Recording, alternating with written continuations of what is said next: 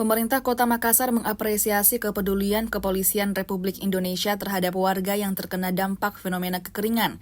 Apresiasi ini saya sampaikan saat menghadiri peresmian pemanfaatan sumur bor cooling system dari Polrestabes Makassar di Telkomas Kelurahan Berua, Kota Makassar. Di acara yang dihadiri Wakabareskrim Polri Irjen Pol Asep Suheri dan Kapolres Makassar Kombes Pol Muhammad Ngajib, saya mengajak warga untuk memanfaatkan bantuan ini sebaik-baiknya. Saya mengajak warga Kelurahan Berua agar tetap menjaga kekompakan menjaga Makassar tetap aman dan damai, meskipun berbeda pilihan pada pemilu mendatang.